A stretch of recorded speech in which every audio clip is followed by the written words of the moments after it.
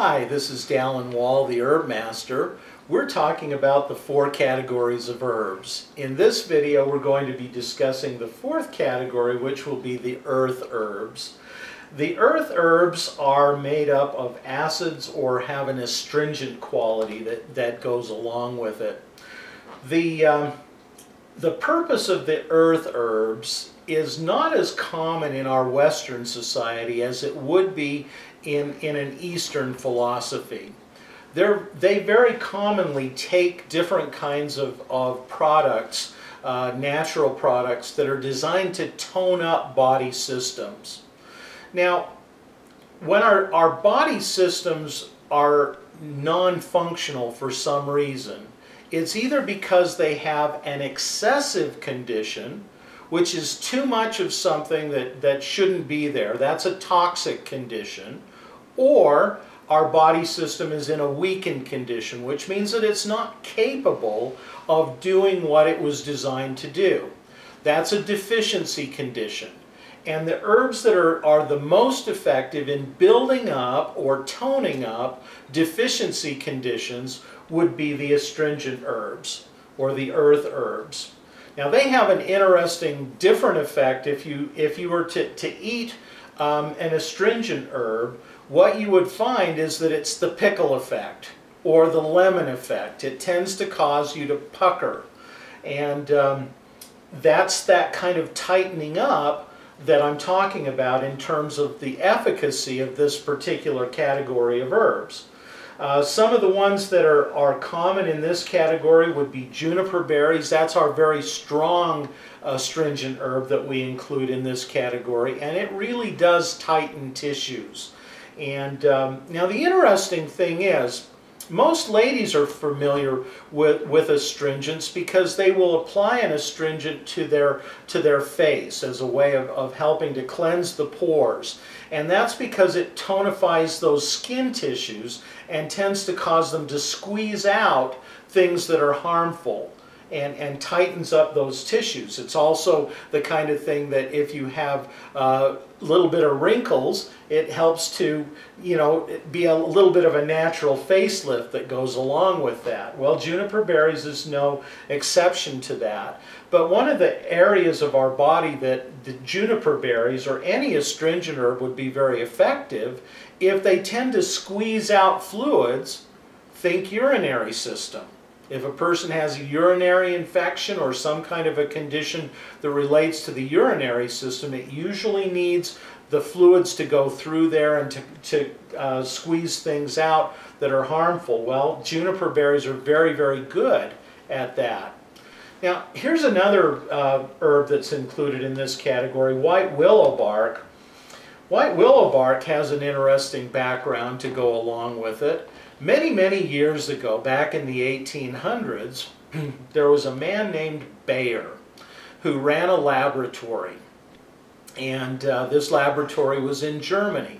And he started doing experiments with white willow bark where they would extract a subcomponent, a chemical from the white willow bark that was called salicylic acid. Or actually it was called salicin. And they would extract this, and they started putting it into a pill form and discovered that it would relieve pain in the body, that analgesic property that it had. Now, unfortunately, from the standpoint of natural health, they discovered that they could produce something very similar to salicin, which was called salicylic acid, and they could do that chemically using artificial ingredients. Salicylic acid is the active ingredient in aspirin, and the original version of aspirin was called Bayer aspirin, which was originated from Dr. Bayer's laboratory. Now, the reason I think it's a little sad is that I would have loved to see what could happen if we had an actual pill that was made from white willow bark.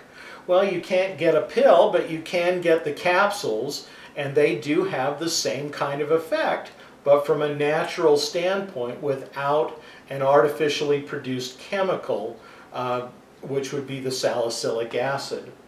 Now before I end this category, I want to talk about one of my most favorite herbs of all, which is red raspberry leaves.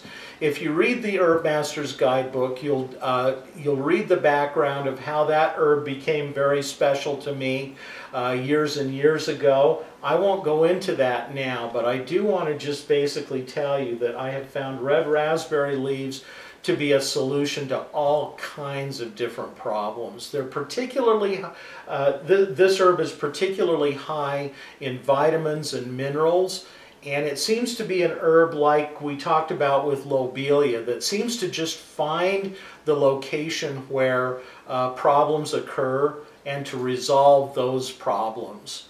Now there are certain herbs that are